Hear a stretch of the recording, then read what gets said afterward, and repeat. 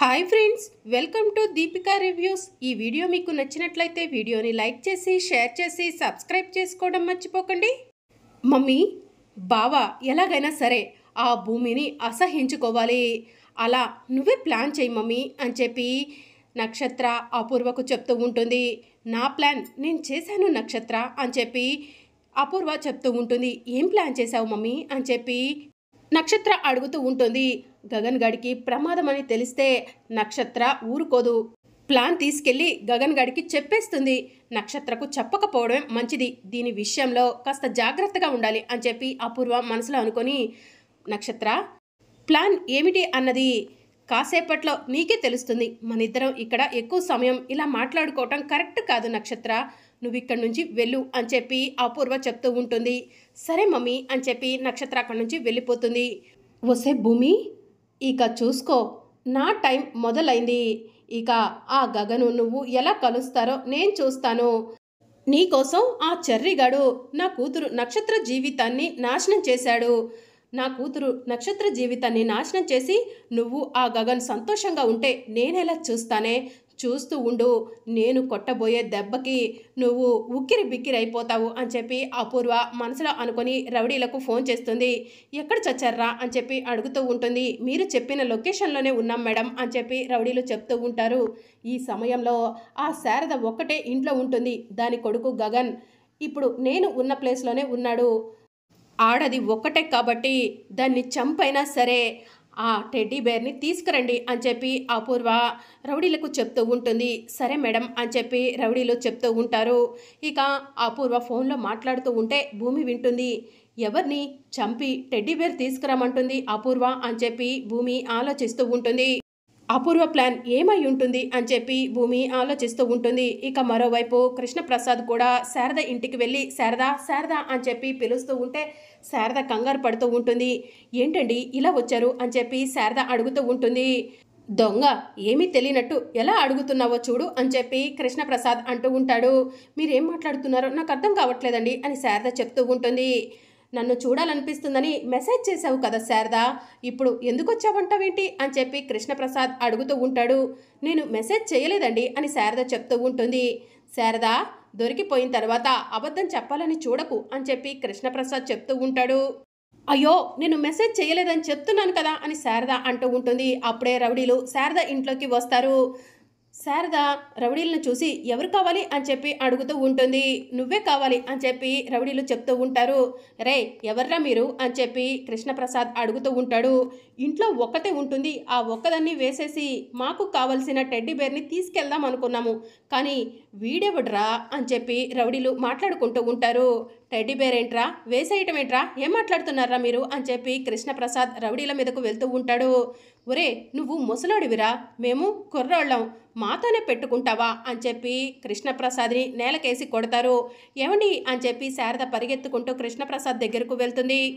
శారద, వీళ్ళెవరో కావాలనే వచ్చారు అని చెప్పి కృష్ణప్రసాద్ అంటాడు.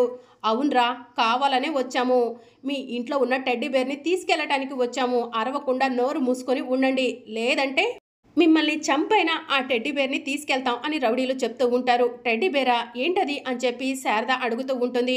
నోరు మూసుకొని ఉండండి, మాకు కావాల్సింది తీసుకొని వెళ్ళిపోతాం, లేకపోతే మాకు కావాల్సిన దాంతోపాటు మీ ప్రాణాలు కూడా తీసుకొని పోతాం అని చెప్పి రౌడీలు చెప్తూ ఉంటారు. ఏమండి, అసలు టెడ్డీ బేర్ ఏంటండి, ఈ రౌడీలు ఏంటండి అని శారద అడుగుతూ ఉంటుంది. నాకేం తెలుసు శారద అని చెప్పి కృష్ణప్రసాద్ అంటూ ఉంటాడు. ఇక రౌడీలు శారద ఇంట్లోకి వెళ్ళి ఇల్లంతా కూడా చిందరవందరగా లాగి పారేసి కావలసిన టెడ్డీ బేర్ కోసం వెతుకుతూ ఉంటారు. అప్పుడు ఒక రౌడీకి టెడ్డీ బేర్ దొరుకుతుంది. టెడ్డీ బేర్ దొరకగానే ఒరే మనం అనుకున్న టెడ్డీ బేర్ దొరికిందిరా అని చెప్పి రౌడీలు టెడ్డీ బేర్ తీసుకొని రూమ్లో నుంచి బయటకు వస్తారు. ఆ టెడ్డీ బేర్తో మీకేం పని అని చెప్పి శారద అడుగుతూ ఉంటుంది. అవన్నీ మీకు అనవసరం అని చెప్పి రౌడీలు చెప్తూ ఉంటారు. మన మేడంకి ఈ టెడ్డీ బేర్తో అసలు ఏం పనో, ఈ టెడ్డీ బేర్ కోసం అంతలా పాకులాడుతున్నారు, ఆవిడిచ్చే డబ్బులు పెట్టుకుంటే ఇంతకు 10 ఇంతలు టెడ్డీ బేర్లు కొనొచ్చు అని చెప్పి రౌడీలు మాట్లాడుకుంటూ కంగారులో టెడ్డీ బేర్ని అటు ఇటు తిప్పుతూ ఉంటే జిప్పు ఓపెన్ అయ్యి అందులో ఉన్న కెమెరా శారద ఇంట్లో పడిపోతుంది. టెడ్డీ బేర్ దొరికింది, ఇక మేము వెళ్ళిపోతున్నాము, బతికిపోయారు, లేకపోతే మా చేతుల్లో మీరు శవాలయ్యేవాళ్ళు అని చెప్పి రౌడీలు టెడ్డీబేర్ని తీసుకొని అక్కడి నుంచి వెళ్ళిపోతారు. ఏమండి, మీకేం కాలేదు కదా అని శారద అడుగుతూ ఉంటుంది. ఏం కాలేదు శారద, నీకేం కాలేదు కదా అని కృష్ణప్రసాద్ అడుగుతూ ఉంటాడు. నాకు కూడా ఏం కాలేదండి అని చెప్పి శారద చెప్తూ ఉంటుంది. అసలు ఆ టెడ్డీబేర్ ఏంటి శారదా, ఆ టెడ్డీబేర్ ఎక్కడిది అని చెప్పి కృష్ణప్రసాద్ అడుగుతూ ఉంటాడు. మన గగన్ శివ అనే ఒక అబ్బాయిని తీసుకొచ్చాడండి. ఆ అబ్బాయి వస్తూ ఆ టెడ్డీబేర్ తెచ్చుకున్నాడు. అది వాళ్ళ చెల్లెలు గుర్తుగా తెచ్చుకున్నాడు. ఆ టెడ్డీబేర్తో ఈ రౌడీలకు ఏం పని అని చెప్పి శారద అంటూ ఉంటుంది. ఆ టెడ్డీబేర్లో ఏదో రహస్యం ఉండే ఉంటుంది శారద, అందుకే ఆ రౌడీలు ఆ టెడ్డీబేర్ని మాత్రమే తీసుకెళ్లారు, కనీసం ఇంట్లో విలువైన వస్తువులను కూడా ఏం చేయలేదు అని చెప్పి కృష్ణప్రసాద్ చెప్తూ ఉంటాడు. మీరు చెప్తుంటే నాకు కూడా అదే నిజమనిపిస్తుందండి అని శారద చెప్తూ ఉంటుంది. ఇక శారద కృష్ణప్రసాద్ కింద పడి ఉంటే లేపి సోఫాలో కూర్చోబెట్టబోతూ ఉండగా సోఫా దగ్గర కెమెరా కనిపిస్తుంది. ఇదేంటి శారద అని చెప్పి కృష్ణప్రసాద్ కెమెరాని చూపించి అడుగుతూ ఉంటాడు. ఏమో తెలియదండి అని చెప్పి శారద చెప్తూ ఉంటుంది. ఏదో కెమెరాలా ఉందే, వీడియో రికార్డర్లా ఉందే అని చెప్పి కృష్ణప్రసాద్ దాన్ని అటు ఇటు నొక్కుతూ ఉంటాడు. అప్పుడు అపూర్వ మాటలు వినిపిస్తూ ఉంటాయి. ఇదేంటి అపూర్వ గొంతు వినిపిస్తుంది అని చెప్పి కృష్ణప్రసాద్ వీడియో అంతా చూడటానికి ప్రయత్నం చేస్తూ ఉంటాడు. ఇక అప్పుడు శోభచంద్రని అపూర్వ కిరాతకంగా చంపటం ఆ వీడియోలో కనిపిస్తూ ఉంటుంది. అది చూసి కృష్ణప్రసాద్ చెల్లమా అని చెప్పి భయంతో కెమెరాని విసిరేస్తాడు. ఏమైందండి అని చెప్పి శారద అడుగుతూ ఉంటుంది. నా చెల్లమ్మ అని చెప్పి కృష్ణప్రసాద్ అంటూ ఉంటాడు. చెల్లమ్మ ఏంటండి అని చెప్పి శారద అడుగుతూ ఉంటుంది. ఆ కెమెరాలో నా శోభచంద్ర చెల్లమ్మ కనిపించింది శారద అని చెప్పి కృష్ణప్రసాద్ చెప్తూ ఉంటాడు. శోభచంద్ర గారు కెమెరాలో ఉన్నారా అని చెప్పి శారద కెమెరా తీసుకొచ్చి చూస్తూ ఉంటుంది. కెమెరాలో అపూర్వ శోభచంద్రని చంపటం కనిపిస్తూ ఉంటుంది. ఏమండి, అపూర్వనే శోభచంద్ర గారిని చంపిందండి అని చెప్పి శారద చెప్తూ ఉంటుంది. నేను మొదటి నుంచి చెప్తుంది అదే కదా శారద, మీరెవరూ కూడా నా మాటలను నమ్మలేదు అని చెప్పి కృష్ణప్రసాద్ అంటాడు.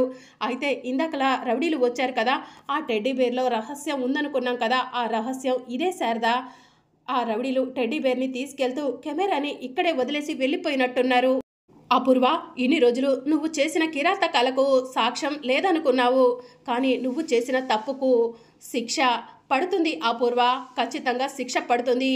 ఈ రహస్యాన్ని ఇప్పుడే శరత్చంద్రబాబు గారికి చూపిస్తాను, నిన్ను ఇంట్లో నుంచి బయటకు గెంటిస్తాను, అంతేకాదు నీకు పుట్టగతులు లేకుండా చేస్తాను, నువ్వు జీవితాంతం జైలు శిక్ష అనుభవించేలా చేస్తాను అని చెప్పి కృష్ణప్రసాద్ అనుకుంటూ కెమెరా తీసుకొని శారదా నేను బయలుదేరతాను అని చెప్పి అంటూ ఉంటాడు. ఏమండి, ఇది అపూర్వ గారికి సంబంధించిన విషయం, మీరు ఇన్వాల్వ్ అయితే ఆ అపూర్వ చంపటానికి కూడా వెనకాడదు, ఆ శోభచంద్ర గారిని చంపిందంటే ఆవిడకు మీరొక లెక్క అండి అని చెప్పి శారద అంటుంది. అలా అని చెప్పి ఎప్పటికీ భయపడుతూ ఇలానే ఉందామా శారద, మన జీవితాలు ఇలా అవ్వటానికి నా చెల్లెలు శోభచంద్ర చనిపోవడానికి కారణం అపూర్వ, ఈ విషయాలు అందరికీ తెలియాలి అని చెప్పి కృష్ణప్రసాద్ చెప్తూ ఉంటాడు.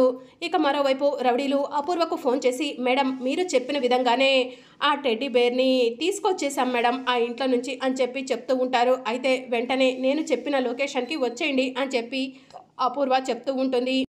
ఇక మరోవైపు శోభచంద్ర నాట్య కళామందిరానికి పంతులు గారు పూజ చేస్తూ ఉంటారు. అమ్మ భూమి, ఈ నాట్య కళామందిరాన్ని ఎవరితో ఓపెన్ చేయాలనుకుంటున్నావో వాళ్ళను ముందుకు పిలువమ్మా అని చెప్పి పూజారి గారు చెప్తూ ఉంటారు. ఇక భూమి ఉదయ్ వైపు గగన్ వైపు అలానే చూస్తూ ఉంటుంది. ఎవరికి ఇవ్వాలో అర్థం కాక టెన్షన్ పడుతూ ఉంటుంది. ఓసే భూమి, అక్కడ ఉన్న ఆధారం నా చేతికి రాబోతుంది, ఇప్పుడు నీ జీవితం ఆ గగన్ గాడి చేతుల్లో కుక్కలు చింపిన ఇస్తరు కాబోతుందే అని చెప్పి అపూర్వ మనసులో అనుకుంటూ ఉంటుంది. ఇక భూమి ఓపెన్ చేయమని గగన్ దగ్గరకు వెళ్ళబోతూ ఉండగా గగన్ ఫోన్ రింగ్ అవుతూ ఉంటే గగన్ ఫోన్ తీసుకొని పక్కకు వెళ్ళిపోతాడు. ఇక ఉదయ్ వెళ్ళు, నువ్వు వెళ్ళి ఆ రిమోట్ తీసుకొని నాట్య కళామందిరాన్ని ఓపెన్ చేయి అని శరత్చంద్ర చెప్తూ ఉంటాడు. ఇక ఉదయ్ నాట్య కళామందిరాన్ని ఓపెన్ చేయాలని ప్రయత్నం చేస్తూ ఉంటే అది ఓపెన్ అవ్వదు. ఇదేంటి ఓపెన్ అవ్వట్లేదు అని చెప్పి ఉదయ్ అంటూ ఉంటాడు. ఏది ఇలా ఇవ్వండి నేను చూస్తాను అని చెప్పి చెర్రీ రిమోట్ తీసుకొని ఓపెన్ చేసే ప్రయత్నం చేస్తూ ఉంటాడు. ఓపెన్ కాకపోవడంతో అప్పుడే గగన్ ఫోన్ మాట్లాడి అక్కడికి వస్తాడు. అన్నయ్య నువ్వు ఒకసారి ట్రై చేస్తావా అని చెప్పి అడుగుతూ ఉంటే గగన్ బటన్ని నొక్కి చూస్తాడు. దాంతో నాట్య కళామందిరం ఓపెన్ అవుతుంది. ఇక అది చూసి భూమి సంతోషపడుతూ ఉంటుంది. శరత్చంద్ర షాక్లో ఉంటాడు. అమ్మ నీ ఆశీస్సులతో బావ చేత నాట్య కళామందిరాన్ని ఓపెన్ చేయించావు, ఇదంతా నువ్వు చేసిందేనమ్మా అని చెప్పి భూమి మనసులో అనుకుంటూ ఉంటుంది. ఏయ్ గగన్, ఏం చేశావో అర్థమవుతుందా? నా అల్లుడు ఉదయ్తో నాట్య కళామందిరాన్ని ఓపెన్ చేయించాలనుకుంటే నువ్వు ఓపెన్ చేశావు అని చెప్పి శరత్చంద్ర అంటూ ఉంటాడు. మీరే కదా రిమోట్ని నాకు ఇచ్చింది అని చెప్పి గగన్ అంటాడు. ఇక అపూర్వ షాక్లో ఉంటుంది. అప్పుడే కృష్ణప్రసాద్ కెమెరా తీసుకొని అమ్మ భూమి భూమి అని చెప్పి భూమి దగ్గరకు పరిగెత్తుకుంటూ వస్తూ ఉంటాడు. ఏంటి వీడు ఇంత కంగారుగా ఉన్నాడు అని చెప్పి అపూర్వ మనసులో అనుకుంటూ ఉంటుంది. మరి అప్కమింగ్ ఎపిసోడ్లో ఏం జరగబోతుందో తెలుసుకోవాలనుకుంటున్నారా? అయితే ఛానల్ను సబ్స్క్రైబ్ చేసుకోండి.